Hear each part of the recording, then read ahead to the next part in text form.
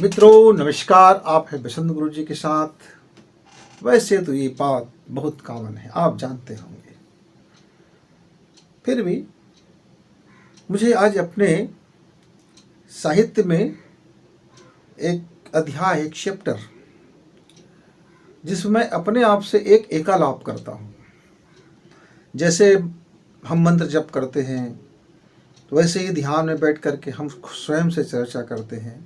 तो मैं खुद के यात्रा में अपने बारे में मैं जानना चाहता था, स्वयं से, स्वयं के साथ, और स्वयं के लिए, और स्वयं के तर्कों और वितर्कों के साथ जो मेरी समझ थी, जो मेरी आंखों में दिखता था या जो मुझे अनुभव होता था, मैं उसको लेकर के एक दिन मैं पूरा ध्यान मग्न होकर के अपने आप से चर्चा किया, जिसको मैंने अपने साहित्य में, अपनी पुस्तक में लिखा। आज मैं अपने उसी पुस्तक के एक हिस्से का अपने दोस्तों के साथ, अपने मित्रों के साथ शेयर करना चाहता हूँ।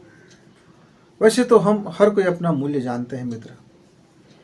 हर कोई कहते हैं कि हम आदमी हैं, हम बड़े शानदार आदमी हैं, हम बड़े जानदार आदमी हैं। हम अपने बड़ाई में, हम अपने बड़प्पन में कितने कसीदे गढ़ते हैं कि हम महान पुरुष होते हैं, हम सारी पशुओं से ऊपर हैं, ईश्वर ने हमें अद्भुत ढंग से गढ़ा है। और जीवन भर हम अपने मूल्यहीनता को लेकर रोते रहते हैं। जीवन भर हम खुद पर अविश्वास करते रहते हैं, खुद पर विश्वास करते रहते हैं। हम अपनी महत्वपूर्ण तो समझने में बड़ी देर लगा देते हैं। धन के पीछे भागते हैं, कभी सम्मान के पीछे भागते हैं, कभी अपनी ईगो के पीछे भागते हैं, तो कभी अपनी चाहत के पीछे भागते हैं, तो कभी अपनी वासना के पीछे भागते हैं। यानी कि हिरण की तरह हम जीवन भर भागते रहते हैं। और कभी फुर्सत के क्षण मिल जाए तो टीवी शुरू कर लिए। फिर अपने से मिलना नहीं होता। अपने से मिलने के लिए हम तो बहुत घबराते हैं। दुनिया में यदि आदमी किसी से डरता है तो वो आदमी खुद से डरता है। बड़े से बड़े महाबली को नहीं डरता, बड़े से बड़े अंधेरे को नहीं डरता, बड़ा से बड़ा भूत नहीं डरता, पिशाच नहीं डरेंगे आदमी, दुख नहीं डरेंगे, गरीबी नहीं डरेंगे। लेकिन वो खुद से मिलने के लिए बहुत डरता है। पता नहीं ऐसा क्या हो जाता है कि आदमी सबसे मिलना चाहता है। सबके लिए टाइम है, भैया के लिए टाइम, भाभी के लिए टाइम, मामा के लिए टाइम, मामी के लिए टाइम, दाई के लिए टाइम, दादा के लिए टाइम, डैडी के लिए टाइम, डैडा के लिए टाइम, मम्मी के लिए, अंकल के लिए, आंटी के लिए, फूफा के लिए, फूफी के लिए, इसके लिए, उसके लिए, गुरुजी के लिए, दोस्तों के लिए, पड़ोसी के लिए, अड़ोसी के लिए, वो मुँहबोली के लिए, मुँहबोला के लिए, दूर के मित्र है उसके लिए, दूर के संबंधी उसके लिए, दूर के रिश्तेदारी उसके लिए, कभी बचपन का लंगोटी था, कभी वो था, कभी क्लासमेट थे, कभी वहाँ थे, कभी सबके लिए आदमी समय निकाल लेता है। उसके दुख में जाना है, उसके सुख में जाना है, उसके शादी में जाना है, उसके मैयत में जाना है, थोड़ा वर्कआउट करना है, थोड़ा करियर बनाना है, थोड़ी इधर करना है, थोड़ी वो करना है, ये करना है, वो करना है, सबके लिए पूरा जीवन जीते जीते। और कभी जब हम खाट पकड़ लेते हैं तब भी से हम अपने से मिलने से घबराते हैं। तब भी कोई न कोई बहाना कर लेते हैं। कोई देखने वाला आ गया, कोई बात करने वाला आ गया, कोई हाल चाल पूछने वाला आ गया, और नहीं तो फिर डॉक्टर से है, फिर या नर्स से है, या तो फिर अपना वगैरह वगैरह किसी से भी। लेकिन हम खुद से मिलने से डरते हैं। और जब हम खुद से मिलने से डरते हैं, मतलब हम तो कभी कभी खुद अपने आप को भी भूल जाते हैं कि मैं कौन हूँ, मेरा स्वरूप क्या है, मेरे रूप रंग क्या है, मैं वास्तव में हूँ क्या, मेरा आधार क्या है। जैसे आधार कार्ड में होता है ना 12 डिजिट, आप अपना नाम के 4 अक्षर डालो और अपना जन्म वर्ष डाल दो और पासवर्ड खुल गया। ऐसे ही ईश्वर ने हमें भी कुछ आइडेंटिटी दे करके भेजा हुआ है। हम अपने विशेषताओं को नहीं जानते, इसीलिए हम दुखित रहते हैं। तो मुझे भी मौका नहीं मिलता था बचपन से खेलना कूदना, सुबह खेलना, शाम खेलना, स्कूल जाना, पढ़ाई करना। फिर पड़ोसी में कोई मर गया तो देखना, 13 दिन तक गमगीन होना, खाना पीना, मौज मस्ती भी करना, किसी के ब्याह में जाना तो नाचना, पार्टी करना, ये करना, रात में सो गए। हमारे समय में टीवी नहीं था तो हमारा कुछ वक्त बच जाता था, शाम का खाया पिया और जल्दी सो जाते थे। हाँ, रेडियो सुन लिया करते थे, रेडियो में सुन लिया करते थे, गाने सुन लिया करते थे, कभी कभी कोई प्रवचन सुन लेते थे, कभी कभी कोई आते थे साधु महात्मा, तो हम लोग बड़ा आश्चर्य से देखते थे, ये आदमी है क्या यार। तो नहीं बोलते थे, ये साधु है भाई, आदमी नहीं है, ये महात्मा है भाई, ये सन्यासी है भाई, ये व्यापारी है भाई। मतलब हम आदमी कहते कहाँ हैं? या तो कोई व्यापारी है, कोई कर्मचारी है, कोई अधिकारी है, कोई नेता है।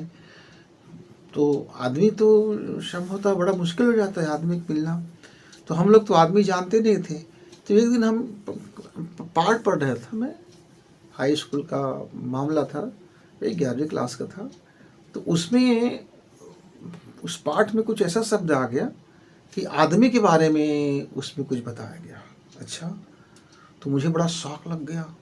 मतलब हम आदमी हैं, हम अपने बारे में तो जानते ही नहीं हैं। हम तो ये कपड़ा पहन लेते हैं, ये उंगलियां देखते हैं, ये त्वचा देखते हैं, ये रंग देखते हैं, ये चेहरा देखते हैं, कंघी करते हैं, मेरा नाम फलां है, मैं फलाने जाति का हूँ, मेरा माता पिता फलां है, मेरा गांव फलाना है, ये हम सब अपना परिचय दे देते हैं। लेकिन आदमियों को यदि एक साथ सबको हिरास कर दिया जाए, उसके मस्तिष्क को, और एक कमरे में छोड़ दिया जाए और उनसे पूछी जाए, तो बड़ा मुश्किल हो जाता है बताना कि कौन किस जाति का है, कौन किस धर्म का है, कौन किस क्षेत्र का है। हाँ, इतिहास में लोग पढ़ते हैं कि ऐसा बनावट है तो इस क्षेत्र का है, ऐसे बनावट है तो उस क्षेत्र का है। फिर आगे चल के हमने साइंस में पढ़ा, विज्ञान में हमको पढ़ाया गया भाई, पाश्चात्य जो वैज्ञानिक था उसके बारे में, कि आदमी बंदर से बंदर का नया वर्जन है। मेरा तो दिमाग खराब हो गया। मेरे तो ऐसा हो गया कि मेरा जमीन खस पैर के नीचे से दरक गया। भयंकर विस्फोट हो गया मेरे अंदर में कि हम आदमी मतलब हम पशु का नया वर्जन। मित्रों, मेरा दिमाग भन्ना उठा और मैं अंदर से, मुझको तो 440 क्या 11,000 के करंट जैसे लग गया जब मैंने पढ़ा डार्विनवाद का सिद्धांत कि हम आदमी भी पशु हैं। मतलब हमारा भी पूंछ था, हमारे भी नुकीले नुकीले दांत थे, हमारे भी बड़े बड़े पंजे थे, हम भी वैसे ही पशु के समान रहते थे। धीरे धीरे हमारा विकास होकर के हम आदमी बन गए। तो मैं सोचा, बाल बुद्धि है, आज तक मेरे उसको उत्तर नहीं मिला। अब कभी हम गधे हो जाते हैं, कभी बंदर होते हैं, कभी पाजू हो जाते हैं, कभी उल्लू हो जाते हैं, कभी सुअर हो जाते हैं, कभी कमीना हो जाते हैं, कभी आदमी तो होते ही नहीं है। अब देखो ना, मेरा पड़ोस का एक आदमी था, उसके मम्मी हमेशा अपने बच्चे को कभी गधे बोलते, कभी सुअर बोलते, कभी कुत्ता बोलते। तो मैं सोचता, ये आदमी कभी कब बोलेगा अपने बच्चे को कि मेरा बेटा कब बोलेगा? ये तो कभी उसको कुत्ता बोलता है, कभी गिधड़ बोलता है, कभी तो हरामी भी बोल देता है, जैसे वो उसका जना औलाद ना हो। गजब करते हैं आदमी भाई, आदमी। फिर आदमी कविता पढ़ा, फिर इधर मैं बंदर को पढ़ा, डार्विन को पढ़ा। मैं चारों तरफ से गटमट हो गया मित्र। अब किसी से पूछता तो बोलते हैं, भाई ये क्या प्रश्न है यार, बुढ़ापा ने तो ये कोई प्रश्न है क्या? आप पढ़ाई लिखाई करो, नौकरी के बाबत बात करो, करियर के बाबत बात करो, धन के बाबत बात करो, सम्मान के बाबत बात करो, सुख के बाबत बात करो, ऐशो आराम के बाबत बात करो, अय्यासी के बारे में बात करो, वासना के बारे में बात करो, वाह क्या सुंदर जा रही है उसके बाबत बात करो। आप किशोर अवस्था करके बुढ़ेरी से सवाल करते हो। कितने लोगों ने धुतकार दी, कितने लोगों ने मुझे रास्ता दिखा दिया। ये किसी ने नहीं कहा कि हमें नहीं मालूम भाई आपका प्रश्न का उत्तर।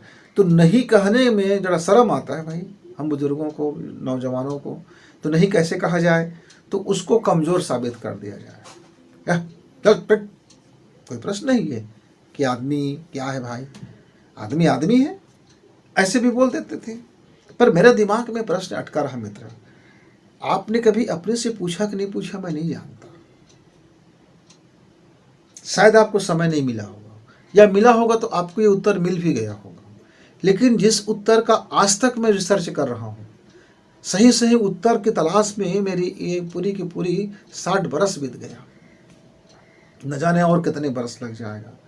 हो सकता है कि इस शरीर चला भी जाएगा, इसका उत्तर मिलेगा कि नहीं मिलेगा। हर बार मुझे नया उत्तर मिल जाता है। ये एक ऐसा प्रश्न है, ऐसा जादुई प्रश्न है ये, कि जो भी मैं उत्तर ढूंढता हूँ वो उत्तर अधूरा हो जाता है। फिर उसमें कोई नया वर्जन जुड़ जाता है और नए प्रश्न आ जाते हैं। एक उत्तर के बाद उस उत्तर में प्रश्न, फिर उस उत्तर में प्रश्न। तो मैं अपने गुरुजी से पूछा कि गुरुजी, उसकी बहुत पतली पुस्तक पढ़ा, मैं कौन हूँ। उसने कहा कि मैं कौन हूँ सबको पढ़ना चाहिए। तो मैंने कहा पुस्तक पढ़ूंगा तो आपका उत्तर होगा गुरुजी। तो मैं कौन हूँ तो मैं खुद से पढ़ लूँ अपने को कि मैं कौन हूँ। तो उन्होंने कहा कि हाँ, ये सबसे अच्छी बात है कि आप खुद से पूछो कि मैं कौन हूँ। तो मैंने भी पूछना शुरू किया। तो हर आदमी अपने आप को महान देखना चाहता है, कोई आदमी अपने आप को घटिया, घृणास्पद, कमज़ोर, लुच पुच, पाजी नहीं देखना चाहता। तो मैंने भी कहा भाई मैं देवता हूँ। तो फिर मैंने देखा कि आदमी तो कहीं से भी देवता नहीं है। फिर देवता के चरित्र को देखा, टीवी में जो हमारे लेखक लोग दिखाते हैं, बड़े जलनखोर दिखा देते हैं यार। तो मुझे पछतावा हो गया, देवता बनना अच्छी बात नहीं है। यहाँ के देवता को मैं देखता हूँ, ऋषियों के देवता को देखता हूँ, उपन्यासों के देवता को देखता हूँ, पुराणों के देवता को देखता हूँ, इन कथाकारों के देवता को देखता हूँ, फिर इन टीवी वर्जन वाले का देवता देखता हूँ। तो मेरा तो दिमाग पगलेट हो गया भाई साहब, और मैं देवता बनने से इनकार कर दिया। लेकिन नहीं, देवता में क्या ईर्ष्या, देवता में क्या जलन, देवता का क्या राज सिंहासन, देवता का क्या अप्सरा से काम, देवता का क्या वासना से काम, देवता का क्या कामना से काम, देवता का क्या स्वर्ग से काम, देवता के लिए क्या स्वर्ग और क्या नरक, क्या है देवता है। तो गुरुजी ने बताया जो देना जाने वो देवता। लेकिन यहाँ तो हम दूसरा देवता देखते हैं भाई, मदिरा पी रहा है, पूजा पाठ करवा रहा है, उसकी पूजा ना करो तो कुपित हो गया, शक्ति का दुरुपयोग कर रहा है। जैसे एक राजा, एक राजनीतिक व्यक्ति एक राजशाही करता है, एक तानाशाही करता है। तो देवता का ना बड़ा अजीब से मॉडल हमारे दिमाग में भर दिया गया बचपन से। उस देवता के प्रति मोहब्बत कम, घृणा ज़्यादा हो जाता है। मेरा अपनी व्यक्तिगत देवता मेरे लिए सम्मानीय, पूजनीय है, क्योंकि भाई बलशाली है वो, तो बलशाली को सबको डरना पड़ेगा। वो बुद्धिशाली है, डरना पड़ेगा। वो तपस्याशाली है तो डरना पड़ेगा। लेकिन पूरे आप कई हजार साल तक तपस्या किए, और तपस्या करने के बाद यदि आप अपना ईगो नहीं जीत पाए, आप अपना अहंकार के वशीभूत हो गए, आप अपने वासना से घिर गए, आप अपने कामना से घिर गए, आप मैं हूँ सिद्ध करने में लग गए, मुझसे बलशाली कोई नहीं सिद्ध होने लग गए, तब तो फिर ये देवता आदमी से थोड़ा कमज़ोर है। तो आदमी उससे भी नया चीज़ होना चाहिए। मेरी अपनी बाल बुद्धि ने सोचा। अब उसी समय में क्या हुआ, संयोग था या मेरे दिमाग का टेंशन, मालूम नहीं मित्रों, मैं आज तक नहीं समझ पाया। मुझे ऐसा बुखार आया कि मैं खाट पकड़ लिया। 2-3 माह तक वो बुखार बना रहा। अब मैं हो गया एकांत। प्रभु ने कृपा की, गुरु की आशीर्वाद की, मैं बीमार पड़ गया। इतना बीमार पड़ा, इतना बुखार आया, इतना फेफड़ा कमज़ोर हो गया, इतना सर्दी आया, इतना खांसी आया, इतना बुखार आया, बुखार उतरने का नाम नहीं, हड्डी तोड़ बुखार, काला बुखार, रोम रोम दर्द से कराह उठे। मेरी पूरी औकात को उसने बता दिया कि मेरे अंदर क्या औकात है। और अब मैं किसी के साथ, मुझे अच्छा लगता नहीं था कि कोई मुझे पूछने आए हाल चाल, कोई बैठ कर देखे ताकि क्या पसंद, कि जी रहे हो कि मर गए हो भाई, कि तय प्रतीक्षा कर रहे हो, सांसें कहीं चल रही है क्या, वगैरह वगैरह। घर के लोगों की कृपा कि लोगों को वो मेरे पास भेजते नहीं थे, क्योंकि मैं थोड़ा गुस्सा वाला था। क्रोध, भयानक क्रोध, विकराल क्रोध, ऋषि दुर्वासा जैसे क्रोध, इसलिए थोड़ा लोग परहेज करते थे। अब खटिया पकड़ लिया तो चिंतन को अवसर मिला, अपने को समझने का अवसर मिला कि यह यदि मैं देवता होता तो फिर मैं बीमार कैसे पड़ता, तो फिर मैं देवता भी नहीं। न मैं भटका हुआ देवता हूँ, न मैं देवता हूँ, मैं देवता हो ही नहीं सकता, क्योंकि देवताओं की जो चरित्र मैंने सुन रखा था बचपन में, कथा कहानियों में, वे मुझे अच्छे नहीं लगे मित्र। मेरे वो आदर्श पात्र नहीं बन सका। कोई भी देवता मेरा आदर्श पात्र नहीं बन सका। मुझे दुख हुआ इस बात का कि ये ऋषि मुनि जिन देवताओं की चापलूसी करते नहीं थकते, यशगान करते नहीं सकते, यशोगान करते नहीं थकते, वो मुझे जमा नहीं। शायद भाई कम अकल वाले को कहाँ जमेगा।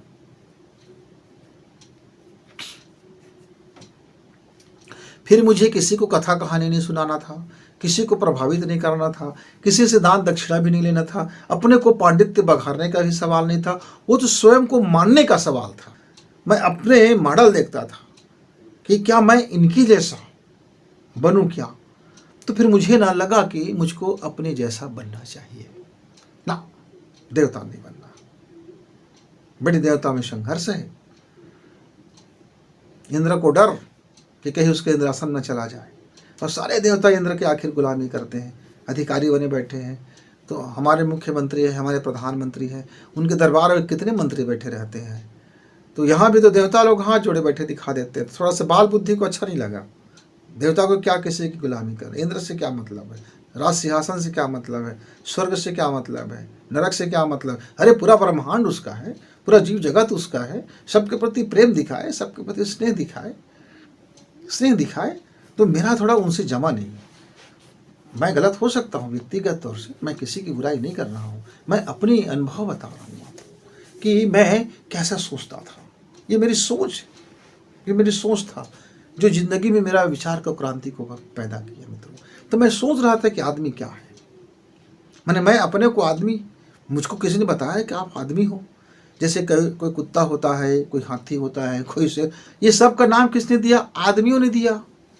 कुत्ता को थोड़ी पता है कोई कुत्ता है, शेर को थोड़ी पता है कोई शेर है, हाथी को थोड़ी पता है कोई हाथी है, गौरैया को थोड़ी पता है कोई गौरैया है, सांप को थोड़ी पता है कोई सांप है। हमने उसको कहा कि तुम सांप हो, तुम कुत्ता हो, तुम गधे हो, तुम कमीने हो, तुम सुअर हो, तुम कीड़े मकोड़े हो, तुम गंदे नाले में रहते हो। नाले को भी हमने गंदा कहा। हमने ही तो कहा कीट पतंग को कि तुम कीट पतंग हो। फिर हमने अपनी बड़ाई मारी कि मनुष्य जन्म लाखों 84,084 लाख पता नहीं कितने योनियों में भटकने के बाद हम आते हैं। ये भी बात मुझको नहीं जमा मित्र। क्या हम इतने कीमती हैं कि हम तरसते रहते? अरे किसी की देखो, मैं तो देखा हूँ, मैं गाय को देखता था अपने घर में, कितने रंभाती थी, कितने अपने बछड़ों से प्रेम करते थे, कितना अपने संसार से प्रेम करता। उसे तनिक भी इच्छा नहीं था आदमी बनने का। यदि वो मैं कभी उनकी आंखों से बोलता, माते गैया आदमी बनोगे क्या? तब गैया माता बोल देता, मैं ऐसे ही ठीक हूँ, मुझे आदमी होना सूट नहीं करेगा। ऐसा मैं बातचीत कर लेता था। फिर पड़ोस के कुत्ते से भी पूछता, क्या आदमी बनना पसंद करोगे क्या? बोलते नहीं। अरे आदमियों को गाली देते हैं भाई, कुत्ते कमीने कहे कि हमें बड़ा दुख लगता है। तो मित्रों, मैं उस बचपना में उस खाट में पड़े पड़े मेरे अंदर का सांसें चल रही थी, और 24 घंटा मेरे पास कोई काम नहीं था। एक ही काम था कि यदि मैं आदमी हूं तो वास्तव में मैं क्या हूं, मुझको आदमी क्यों कहा जाए, मेरी क्या विशेषता होनी चाहिए। तो किसी में साहित्य में पढ़ा कि हम भटके हुए देवता है। तो देवता यदि हम भटक गए हैं तब तो फिर हमारे पास अतुलित सारा चीज होगा तो फिर हम अमर भी होंगे। क्यों, देवता लोग तो अमर होते हैं, हम उसको तो अमृत पी लिया है। तो कहीं न कहीं मैं अमृत पी लिया हूँ, मतलब अब मैं मरने वाला भी नहीं हूँ, भले ही भटक गया हूँ यदि मैं देवता हूँ तो। लेकिन देवता किसके तुलना में है? वो पशु की तुलना में देवता हो। यदि इस संसार से पशु हट जाए तो फिर क्या देवता और क्या पशु और क्या मानव, तो हम तुलनात्मक हो जाते हैं। लेकिन मैं इस संसार को देखा कि कहाँ कितना बलात्कार हो रहे हैं, कहाँ लूट खसोट हो रहे हैं, कहाँ मर्डर हो रहे हैं, कैसे अपने से अपने को गला काटा जा रहा है, कैसे धूर्तता की जा रही है, कैसे कमीनागिरी की जा रही है, कैसे घटिया जीवन जिया जा रहा है, कैसे लोग गाली गलौज कर रहे हैं, कैसे लोग मारा पीटा कर रहे हैं, आदमी आदमी को देख करके ताव खा रहा है। पशु जैसे व्यवहार, पशु भी इससे शायद कम इतना घृणास्पद कार्य ना करता हो। आदमी कम, आदमी के भीतर की जो पशु है, वो प्रवृत्ति है, जो वृत्ति है, जो भीतर में दबा छुपा है एक मुखौटे में कि मैं एक शानदार हूँ, भगवान का सबसे अनमोल कृति हूँ, इस चौखटे के भीतर में वह आदमी नहीं रह गया, पशु हो गया है। उसी समय एक मेरे घर में महात्मा जी आया तो मैंने उनसे ये जिज्ञासा किया, महात्मन आप तो बड़े तपस्वी हो, आपका तो भगवान से सीधा पहुँच पावर है। मैं नहीं जानता कि भगवान नाम का कोई शक्ति है या नहीं है, या कोई है तो है, लेकिन मैं इतना जानता हूँ हम आदमी हैं, हमें दुख सुख और मोहब्बत होता है, हम खाना पीना करते हैं, इस शरीर से हमारा बड़ा लगाव होता है, इस शरीर के बाद कुछ है कि नहीं मालूम, लेकिन मैं समझ नहीं पाया कि हम आदमी हैं कौन। तो उन्होंने कहा देखो भाई, उन्होंने मुझे एक कहानी सुनाया, कहा कि ईश्वर ने सारे जगत में, इस ब्रह्मांड की रचना करते करते बहुत सारे जीव जंतु बनाए, इतने जीव जंतु बनाया, लेकिन ईश्वर को मजा नहीं आया। कहा कि सारे जीव जंतुओं का सब गुण लेकर के उसने फिर एक नया जीव बना लिया, और उस जीव का नाम दे दिया आदमी, इंसान, मनुष्य। और हमारे अंदर में एक चेतना दे दी और एक मन दे दिया। मस्तिष्क सबको देते हैं, मन भी सबको दे रहते हैं, पर उसको जानने का एक चैतन्य स्वरूप दे दिया, चेतना दे दिया। जितने भी जीवों की विशेषता है वो आपके शरीर में होगा, देवताओं की भी विशेषता होगा, दानवों की भी विशेषता होगा, पशुओं की भी विशेषता होगा, कीट पतंगों का भी विशेषता होगा। आप उस विशेषता में से जो चॉइस करके चयन कर लोगे, वही तुम ठीक ठीक बन जाओगे। मतलब आदमी कुछ अलग से नहीं है, मतलब आदमी बहुत सारे जीवों का एक डीएनए समुच्चय है, जहाँ से वो अपने को, उस स्वरूप को समझ सकता है। तो फिर उसने, महात्मा ने और आगे कहा कि उसने एक और पॉइंट उसने दे दिया, कहा कि ये जितने जीव जगत है उसको आप अनुभव कर सकते हो इसी शरीर से, तुम उसके जैसे ही बन सकते हो इसी शरीर में रहते हुए, और चाहो तो इस पूरे शरीर के रहते हुए अशरीर भी हो सकते हो। तो मेरे लिए एकदम ये नया बात हो गया था कि शरीर के रहते हुए अशरीर हो जाना, मतलब शरीर को छोड़ देना। नहीं, शरीर को छोड़ना नहीं है, अशरीर हो जाना। अच्छा, मैं बोला मेरे तो खोपड़ी से ऊपर हो गया महात्मा। बोले अशरीर, बोला कि मन तो शरीर के अंदर है। बोले नहीं, मन शरीर के अंदर भी है, शरीर के बाहर भी रहता है, वो बाउंड्री पार, उसके लिए कोई लिमिट जगह नहीं है। अच्छा, हमको जानना है कि मेरा मन है करके, तब हमको इस शरीर में चेतनता की जरूरत पड़ती है। जागे हुए की भी जरूरत नहीं पड़ता, हम सोए सोए भी हमारा मन हमको बता देता है कि हम हैं करके। अच्छा, तब समझ में आया कि मैं अलग अलग जगह अलग अलग लोगों के कृत्यों को देखता हूँ, तो इस संसार में फिर मैंने सोचा कि मैं कितना आदमी हूँ, मैं अपने भीतर में मैं कौन से पात्र को जीना पसंद करूँगा। जैसे एक फिल्म आपको मिल जाता है, उस फिल्म में ढेर सहायक रोल होते हैं, कलाकार होते हैं, भूमिकाएं होती हैं, तो क्या मैं उसमें हीरो की भूमिका निभाऊं, क्या मैं खलनायक की भूमिका निभाऊं, कि मैं सहायक की भूमिका निभाऊं, आखिर उसमें मैं कौन सा रोल प्ले करूं। तो चयन करने की आज़ादी हमको ईश्वर ने दिया है, महात्मा ने कहा। लेकिन एक बार आप चयन कर लेते हो तो फिर परिणाम में तुम्हारा अधिकार नहीं रह जाएगा, फिर तुम परिणाम नहीं बदल सकते। जो चयन करोगे, जो कर्म, जो स्वरूप, फिर उसका परिणाम तक भुगतना पड़ेगा। जैसे तुम अपने को पशु बना लिए, गधा बना लिए, तो गधा का जीवन तो तुम जीने के लिए मजबूर रहोगे, फिर तुम्हें गधा जैसे जीना पड़ेगा। अब शेर जैसे जीने के लिए अपने को गधा से शेर बदलना पड़ेगा, तो मेहनत तो लगेगा।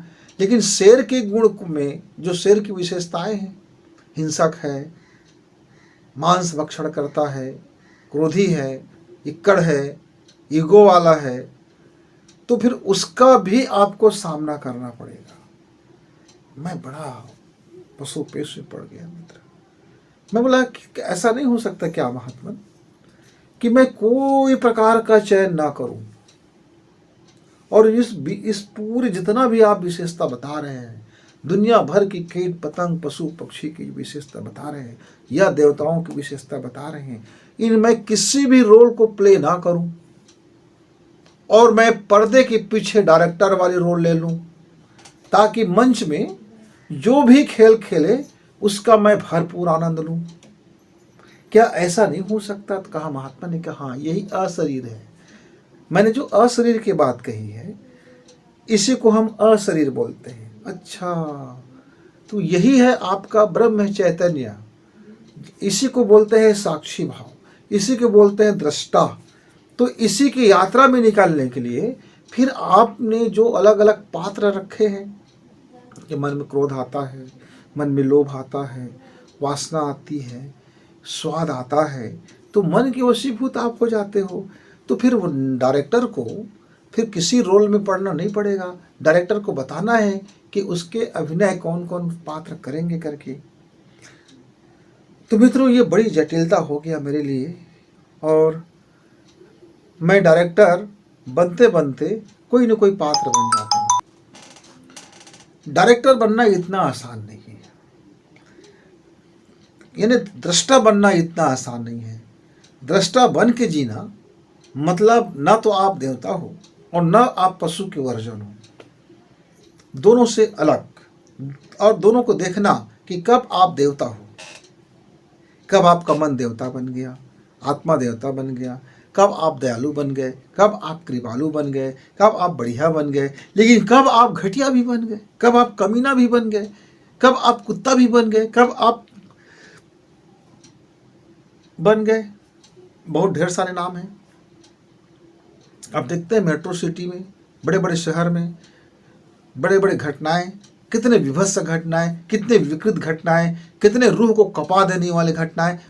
कल्पना नहीं होता कि आदमी भी इतना खतरनाक और भयानक, इतना नीचे स्तर का जा सकता है, लेकिन है तो आदमी वो भी। लेकिन उस आदमी के भीतर का जो पशु है वो नए नए वर्जन में आते रहता है। कितना आजकल फैंटास्टिक वर्जन है, पर एक से बढ़कर एक। आजकल पशु का भी पूंछ काट दी जाती है, लेकिन वो पशु आदमी नहीं बन सका। बंदर का कितना बार प्रयोग किया, लेकिन वो बंदर आदमी नहीं बन सका। डार्विन को कहा तो हम मान गए, हम बच्चों को पढ़ाते भी हैं, हमने पढ़ा है भाई, हमको टीचर ने पढ़ाया है, और हमने उसमें 4 नंबर का सवाल आता था, 4 अंक का सवाल का हल भी किया है, डार्विनवाद। और हमको बताया गया कि कैसे कालांतर में पूंछ हमारी घिस गई और आदमी के पीछे में आज भी पूंछ दंड पाई जाती है। अच्छा, बताया गया। फिर एक चीज़ और आप देखते होंगे, अपेंडिक्स, माने बहुत से शरीर के हमारे अंग लुप्त हो रहे हैं। इसका भी प्रमाण है, ये भी सही बात है कि मनुष्य, आज का जो मनुष्य है, जो होमोसेपियंस है, वो नया वर्जन है पशु का। ऐसा डार्विन कहते हैं कि हम लाखों साल पहले, वो कितने प्रमाण देते हैं, फॉसिल्स का प्रमाण, तरह तरह से तर्क देते हैं। लेकिन हमारे प्राचीन ऋषि मुनि कहते हैं भाई हम तो ऐसी के ऐसे हम पैदा हुए, भगवान ने हमको ऐसे रेडीमेड बना दिया है, हम किसी का वर्जन नहीं है, न हम देवता के वर्जन है, न हम पशु के वर्जन है, हम आदमी हैं। इसीलिए तो हमारे ऋषि मुनि कितने साहित्य में, कितने पुराण में मनुष्य होने का जो यशगान गाया है। कहते हैं कि देवता भी मनुष्य बनने को तरसता है। ये किसने कहा? मनुष्यों ने ही कहा। देवता किसका क्रिएट किया हुआ है? मनुष्यों का ही क्रिएट किया हुआ है। हम उस देवता को कभी देखे नहीं है, वो शक्ति का नाम है। प्रतीक रूप में हमारे जो पुराने प्राचीन, जिसको हम ऋषि कहते हैं, वैज्ञानिक स्तर का व्यक्ति था, उसने प्रतीकों में हमको कहानी बताया कि फला देवता कहाँ निवास करते हैं, कैसा होता है, आचरण क्या है, उसकी विशेषताएं क्या है, उसकी कमजोरियां क्या है। मतलब एक आदमी यदि उस स्तर की बलशाली बन जाए, उस स्तर का विभूतिवान बन जाए, उस स्तर का पुरुषार्थ करे, तो उसके अंदर में इतनी महान गुणवत्ता आ सकता है। तो ऐसा डिजाइन बनाया गया है। इसलिए तो हमारे यहाँ कितने लाख देवता है, देवी देवता है, आदमी जितना देवी देवता। मतलब प्रत्येक व्यक्ति एक देवता बन सकता है, प्रत्येक व्यक्ति एक भयानक पशु बन सकता है। हो सकता है कि सुबह सुबह आप देवता हो और दोपहर में आकर के आप पशु बन गए, या ये भी हो सकता है कि दिन भर आप देवता हो, सारे लोगों के बीच में आप देवता हो, रात हो गया, अंधेरे हो गया, आप अकेले में हो, सुनसान में हो, और आपका पशु जाग गया। हो सकता है आपका डकैतपन जाग गया, आपका लूट खसोट वाला बुद्धि जाग गया, आपका ठग बुद्धि जाग गया। उसके पहले तो आप बढ़िया बुद्धि वाले थे। तो हमारा बुद्धि भी तो बदलते रहता है ना। 5 तत्व हैं, हर घंटा 5 तत्व की रूपरेखा बदलती है मित्रों। जब हम धरती में होते हैं, पृथ्वी तत्व में होते हैं, तब हमारा आलसीपन बढ़ जाता है। गेंडा को आपने देखा हो, पानी में डूबा है, आलसी से पड़ा, डूबा है। फिर अलग अलग तत्व के अलग अलग हमारे शरीर में आता है, सब अपने प्रधानता के रूप हमारे अंदर में भाव पैदा कर देता है। तो वो भाव जो है ईश्वर ने हमें स्पेशली क्रिएट किया हमारे लिए। भावना मन तो पशुओं के साथ भी है। ये शरीर को त्यागना और शरीर को बदलने की चॉइस केवल मनुष्यों के पास है। ऐसा मनुष्य कहते हैं, हमारे विद्वान मनुष्य कहते हैं कि हम चाहें तो अगले जन्म में कौन से योनि को प्राप्त करें वो हमारे ऊपर निर्भर है। जैसे हमारे एक ऋषि ने कहा कि आदमी मरते समय जिस चीज़ का ध्यान करेगा उसे वही शरीर में जन्म ले लेगा। जैसे मरते समय एक उसने कहानी बताया कि उसको अपने बाल बच्चे का बड़ा चिंता था, इस संपत्ति का रखवाला कौन होगा। चिंता में पड़ गया था, तो अगले जन्म में वो कुत्ता बन के उसके घर में आ गया। क्यों? पूरी संपत्ति को रखवाली करना था ताकि बाल बच्चे का संपत्ति को नुकसान ना हो। ऐसे मज़ेदार कई कहानियाँ हमारे पंचतंत्र में हैं और गांव देहात की कहानियों में है, दादा दादी की कहानियों में है, और हमारे दोस्तों के कहानियों में है। ढेर सारे ऐसी कहानियाँ रहते हैं मित्रों। तो मैं ये खाट में पड़ा मैं सोच रहा था, और कब मेरा 2-3 माह बीत गया और मेरा शरीर ठीक होता उससे पहले मेरे अंदर में नया बसंत जन्म ले चुका था। अब बसंत पुराना वाला बसंत नहीं था। अब बसंत समझ रहा था कि बसंत के अंदर में कितना पशु है। बसंत समझ रहा था कि बसंत कितना हरामखोर है। अब बसंत समझ रहा था कि बसंत कितना आदमखोर भी हो सकता है। अब बसंत समझ रहा था कि बसंत के नाखून कितने खूनी हो सकते हैं। अब बसंत समझ रहा था कि बसंत के हाथ कितना कोमल हो सकता है। अब बसंत समझ रहा था कि बसंत अपने इन हाथों से नन्हे कोपले खिला सकते हैं, लोगों की सहायता के लिए बढ़ सकते हैं, लोगों की सेवा के लिए बढ़ सकते हैं, लोगों की उन्नति के लिए बढ़ सकते हैं, प्रार्थना में यह हाथ उठ सकता है। मतलब अब मैं ये समझ रहा था कि यदि मेरे देवता यदि मेरे प्रधान हो जाएगा तो मैं जब मनुष्य जब प्रधान हो जाएगा, मैं अंदर में स्त्री भाव प्रधान हो जाएगा, तो मैं करुणा से भर जाऊंगा, वात्सल्य से भर जाऊंगा, प्रेम से भर जाऊंगा। हालांकि मेरा शरीर पुरुष है, लेकिन उससे क्या है, मन के अंदर में जो दशाएं होगी, जो भाव होगा, मेरे अंदर में स्त्री का गुण भी है।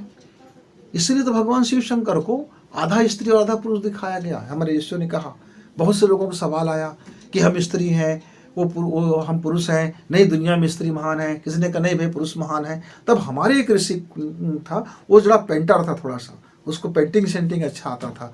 तो उसने क्या किया, शंकर जी को अर्धनारीश्वर दिखा दिया, आधा नारी और आधा पुरुष दिखा दिया, नमूना बना दिया और कहा कि देखो शंकर जी के आधे अंग नारी और आधा अंग पुरुष है। मतलब इसी शरीर में दोनों होता है। जब आप जिस भाव में होते हो फिर मैं वही हो जाता हूं। यदि मैं ध्यान में हूं तो मैं अपने उस परम पिता के पास बैठने की कोशिश करता हूं, उपवास कर जाता हूं, उसके साथ में आता हूं। लेकिन हो सकता है कि कुछ समय के बाद मेरे मन के अंदर एक भयानक लालच जन्म ले ले। हो सकता है थोड़ी देर के बाद मेरे अंदर में भयानक लोभ जन्म ले ले। हो सकता है कि मेरे अंदर के बाद एक भयानक वासना जन्म ले ले। हो सकता है कि मेरे अंदर में एक भयानक और कोई पशु जन्म ले ले। और ये भी हो सकता है कि मैं एक क्षण में मैं महान देवता, शक्तिशाली, परम शक्तिशाली बन जाऊं, पूरा पुरुषार्थी बन जाऊं और मैं सबसे बड़े डेराबाज बन जाऊं। तो सारा गुण हमारे अंदर है मित्र, मुझे ऐसा लगता है। तो मैं एक सिर्फ आदमी बनना पसंद करता हूं। तो मैं कभी कभी अपने आप से पूछता हूं कि हे माँ वीणा पाणिनी, हे माँ सरस्वती, मैं नहीं जानता कि इस पूरे शक्ति, इस जो ब्रह्मांड है, जिसको यदि मैं प्रकाश वर्ष की गति में भी चलूं, मैं मन की गति भी मैं पूरे ब्रह्मांड को यदि मैं नापना चले जाऊं, तो मुझे कम से कम 1 लाख से ज़्यादा बार जन्म लेना पड़ेगा और हर जन्म में 100 साल मुझे घूमना पड़ेगा। मतलब 1 लाख से भी ज़्यादा जन्म लेना पड़ेगा और हर जन्म में मुझको पुराना जन्म याद रहे और मेरी यात्रा वहीं से शुरू हो जहाँ से मैंने समाप्त किया था। तो ऐसा मैं घूमूंगा तो लाखों जन्म लेने के बाद कहीं मैं इस ब्रह्मांड के बारे में थोड़ा जान पाऊंगा, थोड़ा, पूरा तो छोड़ दीजिए, थोड़ा। तो इस चक्कर में कौन पड़े, इसलिए अपने को समर्पण कर दो, समर्पण कर दो, और जो गुण आपको अच्छा लगे उस गुण का चयन कर लो। तो मैंने माँ का गुण को चयन किया। मैं बोले यदि वो परमात्मा जैसा भी होगा लेकिन वो मेरे लिए माँ जैसा होगा, क्योंकि मेरे छवि मैं जानता हूँ माँ कितनी कोमल होती है, माँ कितनी वात्सल्यमयी होती है, माँ कितनी दयामयी होती है, माँ कितना प्रेम देती है। मित्रों, इतना माँ का जो अद्भुत गुण है, मेरे ईश्वर का वो गुण मैं मान लेता हूँ। इसीलिए तो मैं माँ स्वरूप में अपने परमेश्वर की पूजा करता हूँ। देखो ना कैसे सुंदर सुंदर छोटे छोटे सारे लोग बैठे हुए हैं, सब है, हम ही हैं सब। तो इस तरह से एक चक्रव्यूह में जिंदगी चलते रहता है, और हम चाहते हैं फिर ग्रोथ, कैरियर बनाऊं, अधिकारी बनूंगा, वो बनूंगा। अब यहाँ आदमी का खेल शुरू हो जाता है, दूसरा खेल माइंड गेम। आदमी भूल जाता है अपने आप को कि भैया माँ के पेट में मैं आया तो 9 माह तक सोच रहा था, मैं कब क्षण भूल गया, भूल तो गया, अपना ही पहचान भूल गया। अब मैंने नेम प्लेट टांग ली, बसंत गुरु जी ये मेरा नेम प्लेट नहीं है, ये तो इस शरीर को किसी ने नाम दे दिया। इसका डीएनए जो है मेरे माता पिता का बना हुआ ये शरीर है, डीएनए। तो हमने फिर अपना आधार कार्ड में अंगूठा भी लगा दिया, ये लो ये मैं हूँ। पर क्या मैं ये जान गया कि मैं कौन हूँ, मैं हूँ तो हूँ क्या सच में? तो मित्रों, मैं आज तक उलझा हुआ हूँ। आपको यदि ठीक ठीक जवाब मिले तो मुझे भी ईमेल करना कि क्या वास्तव में आदमी भटका हुआ देवता है, या फिर आदमी आज के पशु का नया वर्जन है। वो शक्तिशाली पशु जो देवता के रूप में रहता हो, वो शक्तिशाली पशु जो देवता जैसे शक्ति रखता हो, वह आदमी, वह पशु, वह राक्षस जैसे रावण जैसा बलशाली हो, कंस जैसा क्रूर हो, और न जाने दुनिया का जितने भी विभत्स है, ऐसे ऐसे ऐसे महान महान जितना दुनिया भर का कमीनापन भरा हो, भूत प्रेत पिशाच सब कुछ ऐसा उसके भीतर में भरा हो, और उसके अंदर में वो महान देवता भी हो, शिव जी भी हो, शंकर जी भी हो, विष्णु जी भी हो, और कृष्ण जी भी हो, राम जी भी हो, सारे 24 अवतार भी हो, और जितने भी अवतार हो चुके वो भी हो, और दूसरे धर्म और दूसरी जातियों में लेने वाले भी अवतार हो। इस पूरे ब्रह्मांड में जितने भी अवतार लेता हो वो सारे अवतार का भी गुण हो। ये ऐसा मनुष्य के अंदर में है, क्योंकि हमारा मस्तिष्क जो है, ईश्वर ने हमें बनाते समय एक और अद्भुत काम किया था, उस महात्मा ने बताया, जिसको मैं आज तक रिसर्च प्रैक्टिकल करते रहता हूँ, सोचते रहता हूँ कि इस अखिल ब्रह्मांड के एनर्जी और हमारे मस्तिष्क के एनर्जी को उन्होंने एक झीनी पर्दा से एक कर दिया है। बोले कि तुम अलग नहीं हो, चलो मैं तुमको एक शक्ति देता हूँ। और उन्होंने सोचने की शक्ति दे दी, समझने की शक्ति दे दी, बोलने की शक्ति दे दी, और इस हाथ का प्रयोग की शक्ति दे दी, और बता दिया कि हमारे इन पंजा में आप बहुत कुछ है, चाहे तो पशु बना लो, चाहे तो देवता बना लो। ये पंजा आपका चाहे तो पशु बन जाए, चाहे तो आपका देवता बन जाए। क्यों? यह पंजा का संचालन कौन करेगा? ये खोपड़ी करेगा। और इस खोपड़ी का संचालन कौन करेगा? मन करेगा। और मन के संचालन कौन करेगा? वो भावना करेगा, जो आपके भीतर में चुपचाप बैठा हुआ है, जो समय बेगाहे बेगाहे अपना अपना रूप रंग बदलते रहता है। तो मित्रों, ये अनसुलझा प्रश्न जिंदगी में चलते रहता है। जिस क्षण मैं अपने आप को मैं भूल जाता हूँ मैं आदमी हूँ, तो उसी क्षण या तो फिर मैं देवता बन जाता हूँ, या तो मैं फिर पशु बन जाता हूँ। आदमी में टिका रहना बड़ा मुश्किल काम है।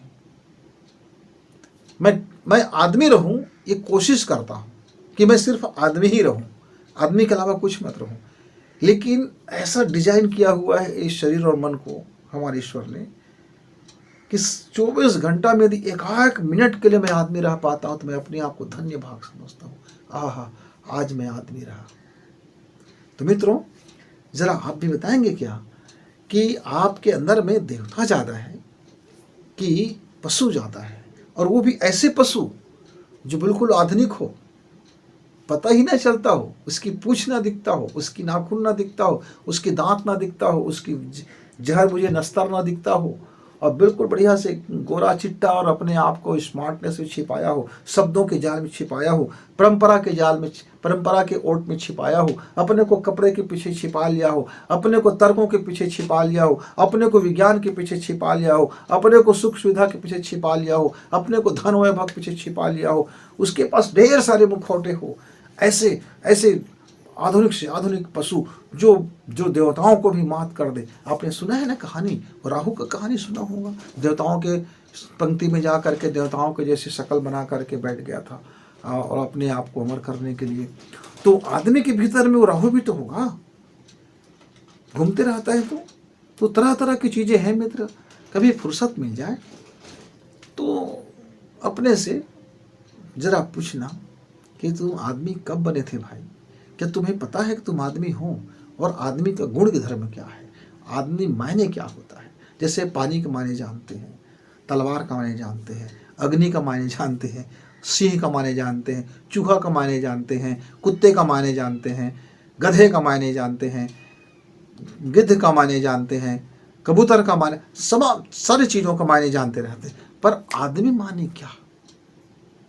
मेरे अंदर में कौन सी विशेषता होनी चाहिए कि मैं उसको कह सकूं हाँ भाई ये आदमी है? लेकिन हम तो आदमी रहते नहीं हैं। कभी महात्मा बन जाते हैं, कभी साधु बन जाते हैं, कभी ऑफिसर बन जाते हैं, कभी मालिक बन जाते हैं। तो अलग अलग अलग अलग कितने पैटर्न में, कितने कितने अलग अलग अलग अलग प्रोफार्म में, कितने अलग अलग अलग अलग डिजाइन में हम अपने अलग अलग स्वरूपों के साथ घूमते फिरते हैं। बड़ी कठिन माया जाल है मनुष्य का मनुष्य होना।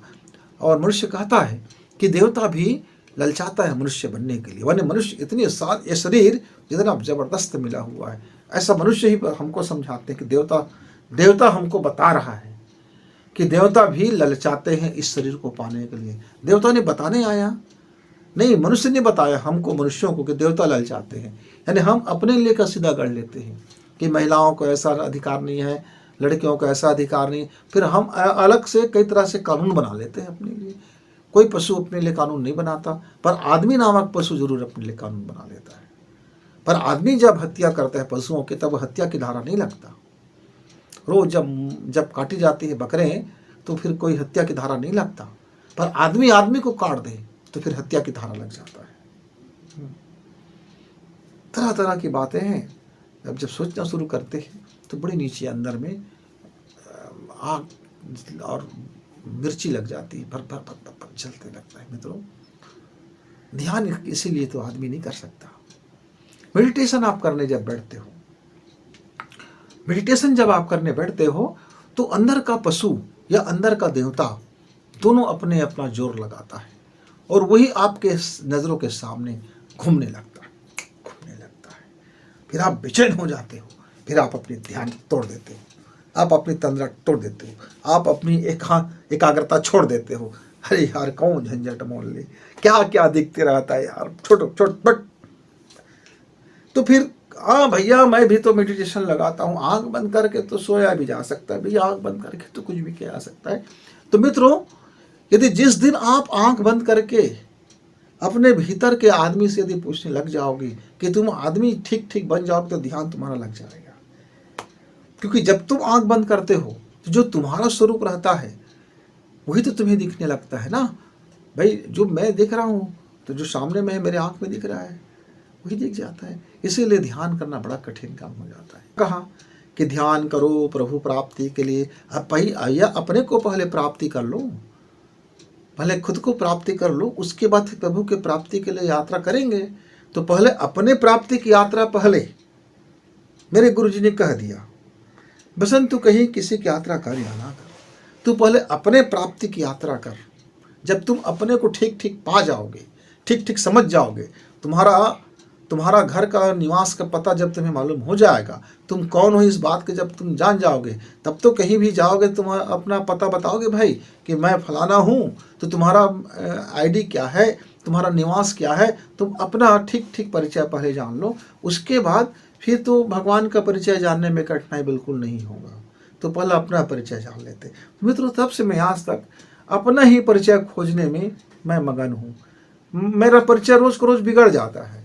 मैं सोचता हूँ कि आज मुझको मेरा परिचय मिल गया, आज मेरा खोज पूरा हो गया, आज मज़ा आ गया, आज मेरा रिसर्च पूरा हो गया, अनुसंधान पूरा हो गया, आज मैं किसी एक ठोस उत्तर में मैं पहुँच गया।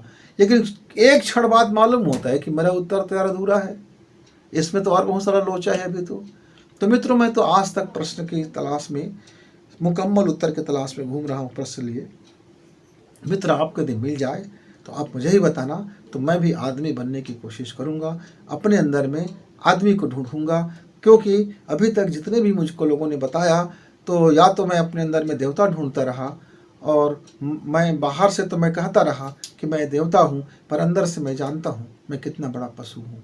मेरे नए नए आजकल के भी उन्नत पशु से और उन्नत किस्म के हम हमारे भीतर में पशु लेकर के हम घूमते रहते हैं। हम 2021 क्या, हम कई सदी आगे की हमारे अंदर में डीएनए में वो पशु का डीएनए हमारे अंदर में आज भी है, वो देवता का डीएनए आज भी है। पर ये शुद्ध रूप से आदमी का डीएनए यदि कहीं मिल जाए तो मज़ा आ जाए। आदमी बनने की हमें कोशिश करें, हो सकता है कि हमारे कोशिश करते करते करते एक दिन हम आदमी बन जाएं। तो एक आदमी को दूसरे आदमी का नमस्कार। मित्रों, फिर मिलेंगे, तब तक के लिए हम अपने आदमी को खोजने की मुहिम जारी रखते हैं। नमस्कार।